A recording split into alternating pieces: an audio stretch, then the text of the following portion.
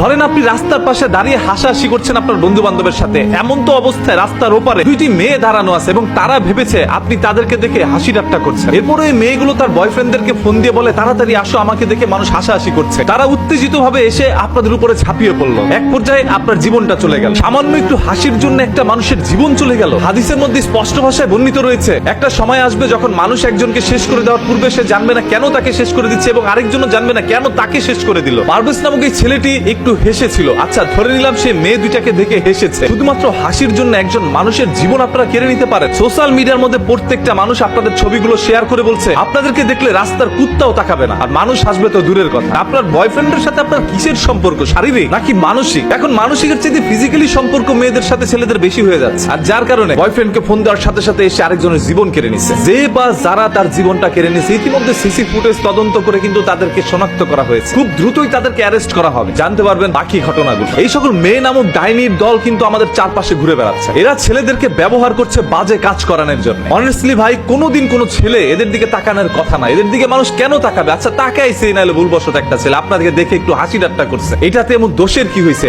আপনি যে গাড়ির পিছে বসে বয়ফ্রেন্ডের সাথে মনে করেন কাম সেরে দিয়েছেন, সিপাসাপি থেকে যৌবন জ্বালা মিটায় ফেলছেন। আচ্ছা এই যে আপনাকে নিয়ে এই ধরনের কথাগুলো বলছি, আপনি হয়তো বা ভিডিওটা দেখবেন, আপনার কি লজ্জা লাগে নাই? এখন তো আবার আপনার বয়ফ্রেন্ডকে পাঠাবেন আমাকে দুনিয়া থেকে শেষ করে দেওয়ার জন্য। পারভেজ যদি হেসে জীবন দিতে পারে, আমরা সত্য প্রকাশ করে তারপর জীবন দিব। তবে মনে রাখবেন এই পৃথিবীতে পারভেজ একা নয়, আমরা সবাই একত্রে রয়েছি। সোশ্যাল মিডিয়া এটা নিয়ে যেভাবে পোস্ট করে প্রতিবাদ করা হচ্ছে, সেইভাবে অফলাইনে এটা নিয়ে প্রতিবাদ করা হবে। সেই সকল মানুষ বেশি হাইনার দলগুলোকে আর রেহাই দেওয়া যাবে না, এরা মানুষ হইতে পারে না। বিশ্ববিদ্যালয়ের মধ্যে পড়াশোনা করে বয়ফ্রেন্ড জ্বালায় গেছে ভাই। এই যে এদেরকে যারা বিয়ে করতে চাচ্ছেন, জামাইর আর কোনো কাজ নাই, সব কাজ ওই বয়ফ্রেন্ড করে দিচ্ছে। বাংলা ভাষা বুঝতে পারছেন? বয়ফ্রেন্ডকে ধরে রিমান্ডে নেন, কতবার কোন জায়গায় কিভাবে করছে সবকিছু বেরিয়ে আসবে। যদি বয়ফ্রেন্ডের সাথে ওই সকল আদান প্রদান সম্পর্ক নাই থাকতো, শুধুমাত্র একজন বান্ধবীর জন্য এসে একটা ছেলের জীবন নিয়ে নিত না। জীবন নেওয়া কতটা সস্তা হয়ে গেছে তাদের কাছে। অপরাধী যেই হোক না কেন, আমরা তার সাজা প্রকাশ্যে কঠিন থেকে কঠিন ভাবে চাই, যাতে করে বাংলার মাটিতে এরকম কোন পারভেজের জীবন না যায়। আপনাদের প্রত্যেকের কাছে একটা বিনীত রিকোয়েস্ট ভাই, ভিডিওটা শেয়ার করে দেন। আপনার না বলতে পারা কথাগুলো আমি আমার কণ্ঠস্বরের মাধ্যমে সবার কাছে পৌঁছে দিলাম। অনেকে তো মনে মনে প্রতিবাদ করেন যে আমি যদি এখন প্রতিবাদ করতে যাই পারভেজের মতো করে, যদি তারা এসে আমার উপর ঝাঁপিয়ে পড়ে আমার জীবনটাও নিয়ে নেয়, আমি আমার জীবন নিয়ে পরোয়া করি। শুরু থেকে এই পর্যন্ত